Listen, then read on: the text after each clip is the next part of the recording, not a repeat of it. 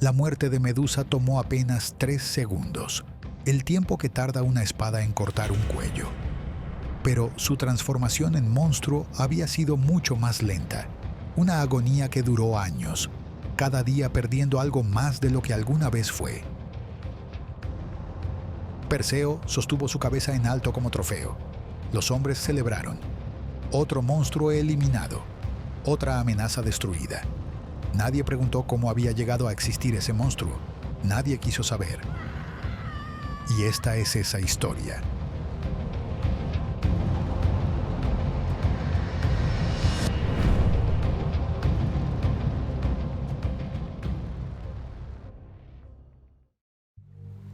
Medusa nació completamente humana en una familia que no lo era. Sus padres eran deidades marinas antiguas, Forcis y Ceto, criaturas de las profundidades que el mundo moderno había olvidado. Sus hermanas Esteno y Euriale heredaron la naturaleza monstruosa, escamas, alas, garras desde el nacimiento. Pero Medusa llegó al mundo rosada y suave, llorando como cualquier bebé mortal. Su madre la miraba con algo cercano a la lástima. No era fácil crecer diferente. Mientras sus hermanas volaban sobre el mar cazando peces con garras afiladas, Medusa jugaba en la arena con Íficles, el hijo de un pescador que vivía cerca. Construían fortalezas de arena que defendían contra las olas. Él le enseñó a nadar en las aguas poco profundas, sosteniéndola cuando tenía miedo de hundirse. Ella le contaba historias de los dioses mientras observaban las estrellas en las noches de verano. «Cuando crezcamos me casaré contigo», declaró Íficles un día. Tenía 9 años y toda la certeza del mundo. Medusa no respondió. Miraba hacia la ciudad en la distancia donde se elevaba el templo de Atenea. Incluso desde lejos podía ver las columnas blancas brillando contra el cielo.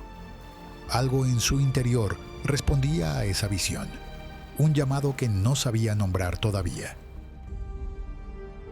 A los 16 años dejó su hogar. Íficles la acompañó hasta las puertas de la ciudad. Se quedaron parados frente al templo durante largo rato sin hablar. Finalmente, él le dio una concha que habían encontrado juntos años atrás. «Para que recuerdes que alguien te espera», dijo. Medusa entró sola al templo. Guardó la concha bajo su almohada esa primera noche. A la mañana siguiente la dejó en el altar de Atenea como ofrenda. Ese fue el momento en que eligió quién sería. El templo de Atenea exigía perfección. Las aprendices debían ser puras, disciplinadas, irreprochables. Representaban a la diosa y cualquier error manchaba su reputación. Medusa memorizó cada oración. Aprendió cada ritual. Se despertaba antes que las demás para limpiar los altares. Ayunaba los días que no era requerido. Las otras sacerdotisas la miraban con mezcla de admiración y resentimiento. Era demasiado perfecta, demasiado dedicada. Pero Medusa no buscaba aceptación, buscaba propósito. Y en los rituales antiguos, en las palabras sagradas que había pronunciado 1000 veces, lo encontró. Su primera ceremonia pública fue modesta. 50 personas, quizás. La 10ª llenó el templo hasta las escaleras. Para el final de su primer año como sacerdotisa ordenada, la multitud se derramaba por las calles. No era solo que fuera hermosa. Grecia tenía mujeres hermosas. Era algo más. La forma en que se movía durante los rituales, cada gesto preciso pero natural. Su cabello oscuro caía sobre sus hombros mientras vertía las libaciones, y en la luz de las lámparas parecía líquido. Su voz, al cantar los himnos, llenaba cada rincón del templo con algo que hacía que los hombres cerraran los ojos y las mujeres lloraran. «Es más hermosa que la propia diosa», susurró alguien. Pero esas palabras llegarían al Olimpo. Atenea observó con creciente irritación. Había orgullo. La joven ejecutaba cada ritual impecablemente. Pero los mortales no venían a adorar a la diosa. Venían a ver a la sacerdotisa. La diosa se repitió que no era culpa de Medusa, la joven solo hacía su trabajo. Pero el daño estaba hecho. Y Poseidón, desde su palacio bajo las olas, observó la frustración de Atenea y vio su oportunidad. El dios del mar y Atenea compartían una enemistad antigua. Habían competido por Atenas, la ciudad más importante de Grecia. Poseidón ofreció un manantial de agua salada. Atenea ofreció el olivo. Los mortales eligieron el olivo, eligieron a Atenea. Poseidón nunca perdonó esa humillación, y ahora tenía el instrumento perfecto para su venganza. Medusa caminaba por la playa recolectando conchas para el altar. Era temprano, el sol apenas asomaba en el horizonte. No escuchó cuando el mar se agitó detrás de ella. No notó la presencia hasta que una voz llamó su nombre. Se giró y ahí estaba, Poseidón emergiendo del agua, imposiblemente alto, imposiblemente real. Un dios. Estaba frente a un dios. Le ofreció todo: poder sobre los océanos, inmortalidad, reinar a su lado. Y por un momento, solo un momento, Medusa sintió la tentación. Dejar de ser mortal, dejar de ser vulnerable. Entonces dijo que no. Ningún mortal le había dicho que no a Poseidón. La lujuria en sus ojos se convirtió en rabia. La agarró del brazo. Medusa reaccionó sin pensar. Su puño conectó con su mandíbula. La sorpresa del dios le dio segundos. Corrió. El templo. Si llegaba al templo estaría segura. Terreno sagrado. Los dioses respetaban eso. Íficles apareció de la nada. Después de años seguía cerca, cumpliendo una promesa que ella nunca había pedido. Vio a Medusa corriendo con terror en los ojos, vio al dios persiguiéndola con furia en el rostro, y sin dudarlo, se colocó entre ambos.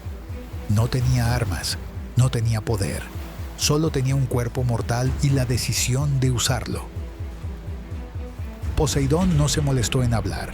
El golpe lo lanzó contra una columna de mármol. El sonido del impacto resonó por toda la plaza.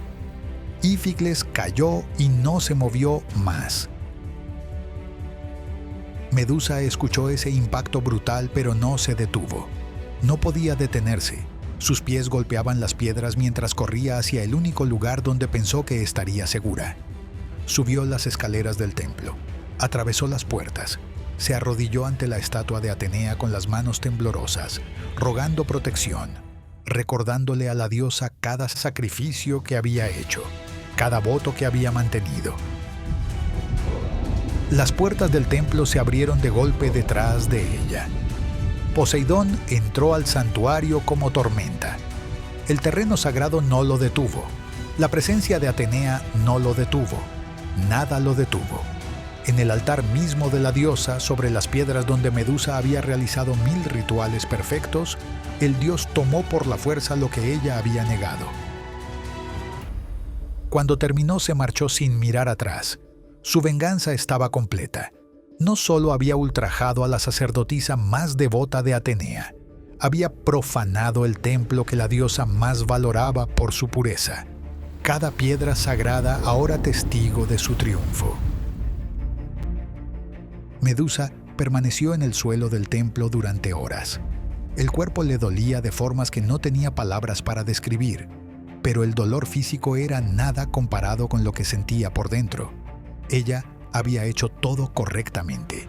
Había mantenido sus votos, había dicho que no, había corrido, había buscado refugio en el lugar más sagrado que conocía, y nada de eso había importado. La estatua de Atenea comenzó a moverse. El mármol se transformó en carne divina.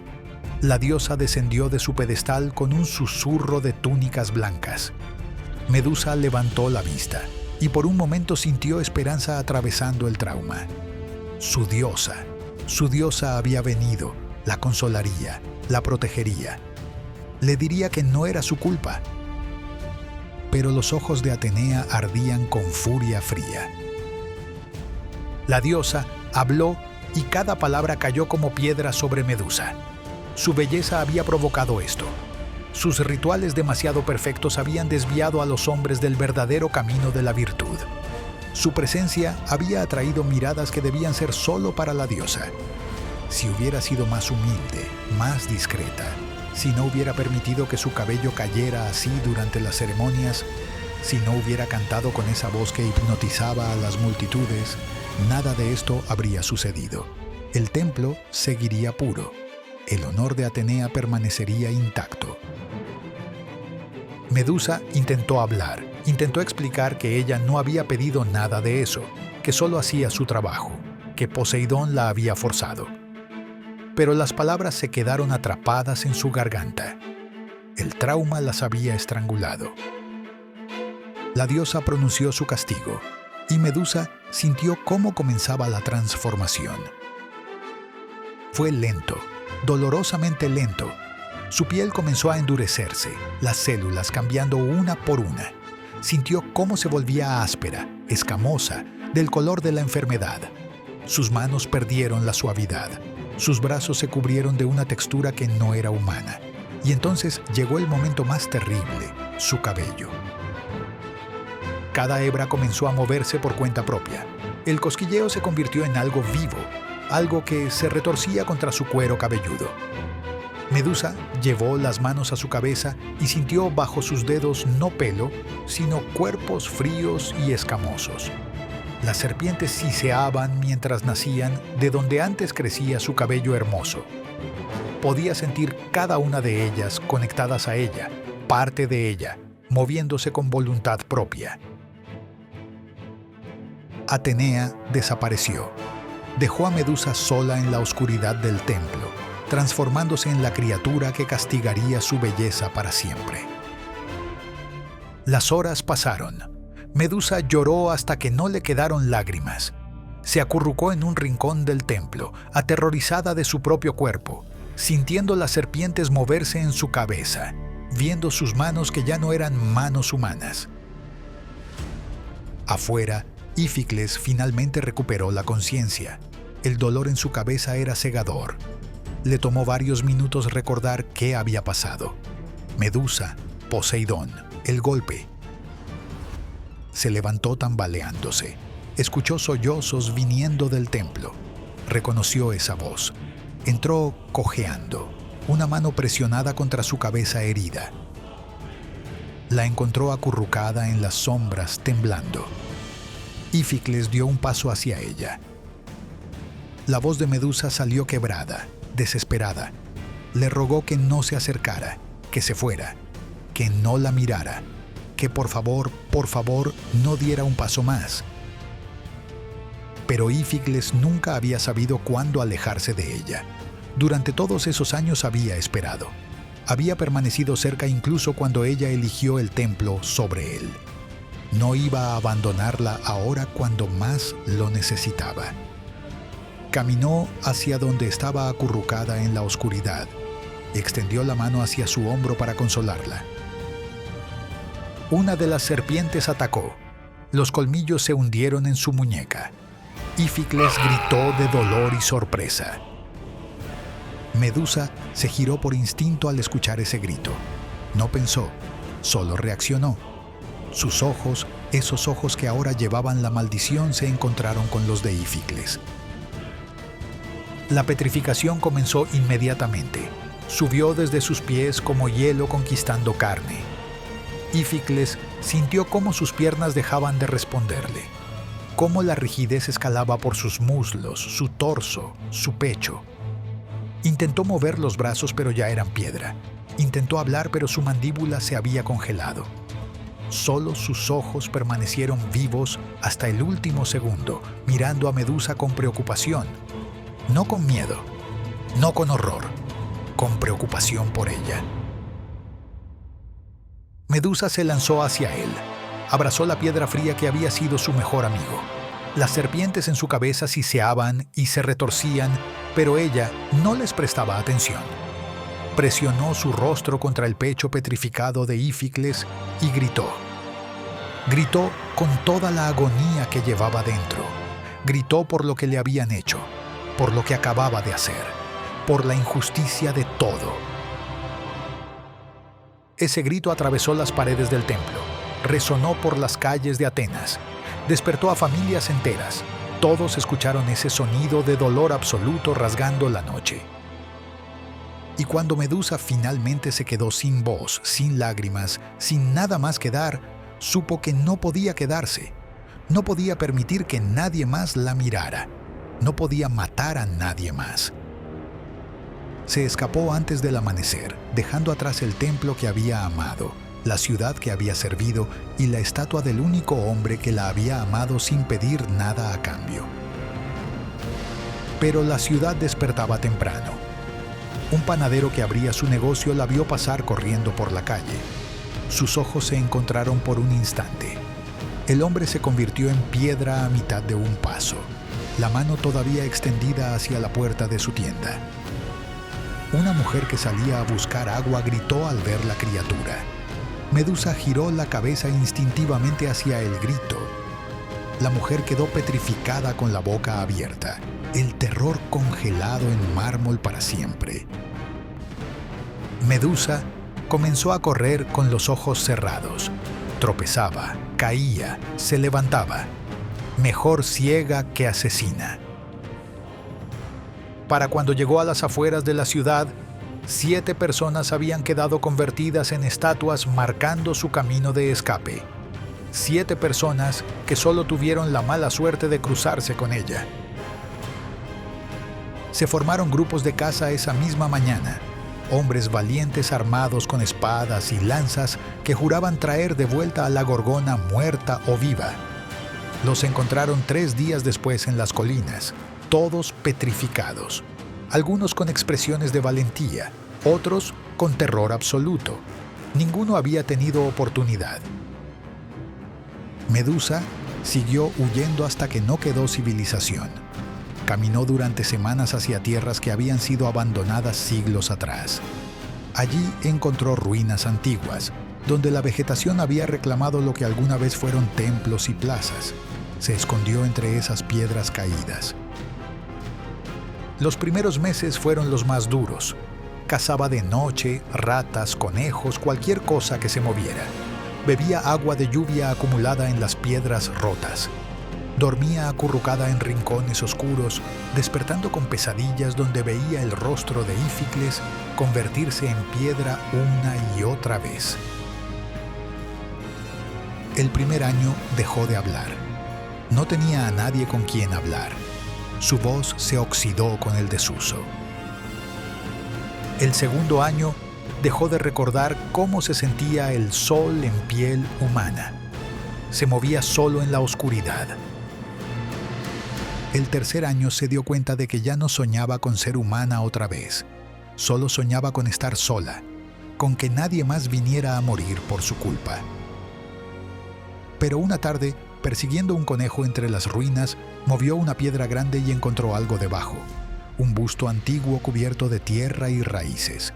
Lo limpió con manos que ahora eran garras. Reconoció el rostro de inmediato. Atenea. Llevó el busto al templo en ruinas. Durante días movió piedras, reconstruyendo un altar básico. Encontró hierbas silvestres que podía quemar como incienso. Y una noche, por primera vez en años, intentó recordar los himnos antiguos. Las primeras palabras salieron rotas, incorrectas. No recordaba. Casi se rindió. Pero entonces cerró los ojos y dejó que su cuerpo recordara lo que su mente había olvidado. Los movimientos de las ceremonias, los gestos precisos. Y con los movimientos vinieron las palabras. Los himnos antiguos salieron de su garganta transformada con voz áspera y rota. Pero las palabras eran las mismas que había memorizado de niña. Nadie podía escucharla. Nadie sabría jamás de su devoción. No lo hacía por reconocimiento o perdón. Lo hacía porque debajo del monstruo, debajo de las escamas y las serpientes y las garras, seguía siendo quien siempre había sido. Una sacerdotisa de Atenea. Desde su trono en el Olimpo, la diosa observó esos rituales solitarios. Vio a Medusa limpiando el templo olvidado con cuidado reverente. Vio cómo cada noche encendía su incienso humilde y cantaba con devoción perfecta. Y Atenea finalmente comprendió la magnitud de su error.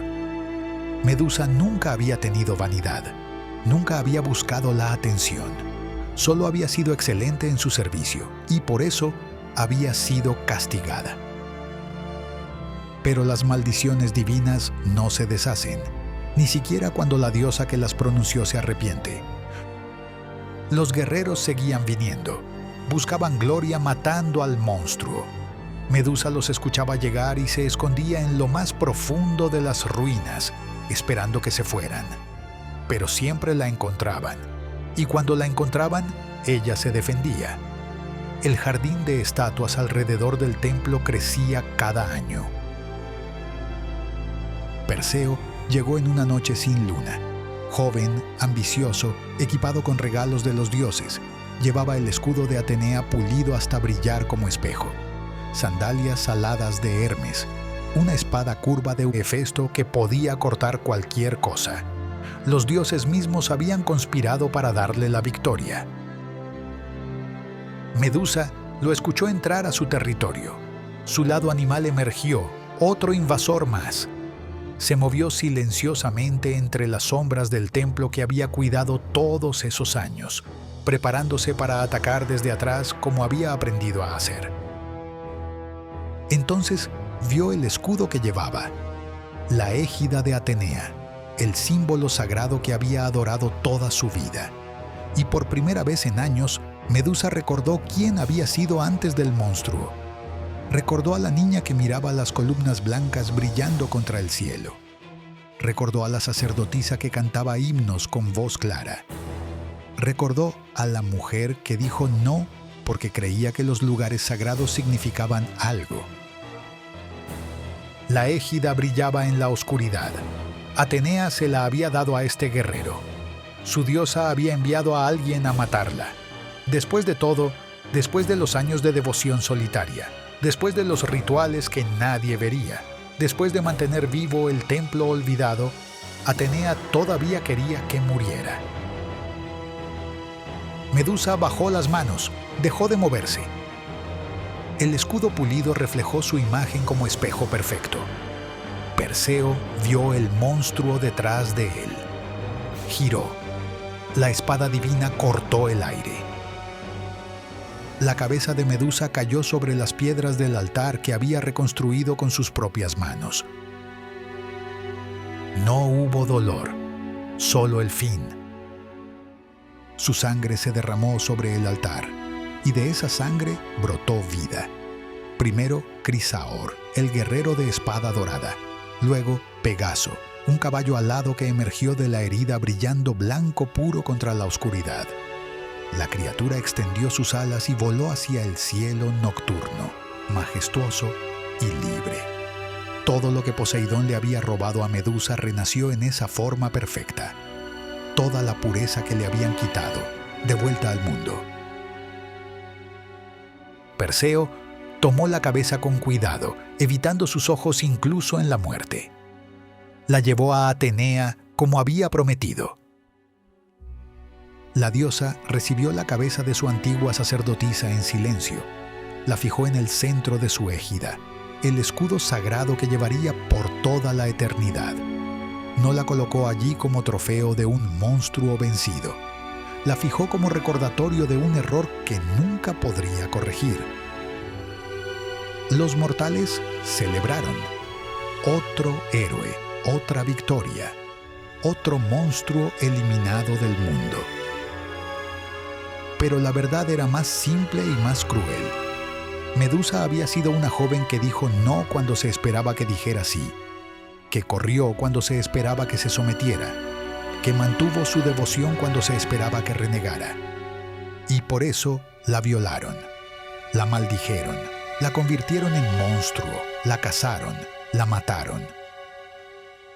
Su imagen permanece en el escudo de Atenea hasta hoy, no como advertencia contra la vanidad o el orgullo, sino como recordatorio brutal de lo que les sucede a los inocentes cuando quedan atrapados en los juegos de los dioses. Esa es la verdadera historia de Medusa. no un monstruo que merecía morir. Una víctima que nunca dejó de ser quien era, incluso cuando los dioses le quitaron todo lo demás: su belleza, su humanidad, su futuro, su vida. Pero nunca pudieron quitarle lo único que realmente importaba. Hasta su último momento, Medusa siguió siendo lo que eligió ser cuando tenía 16 años y miró las columnas blancas brillando contra el cielo. Una sacerdotisa de Atenea.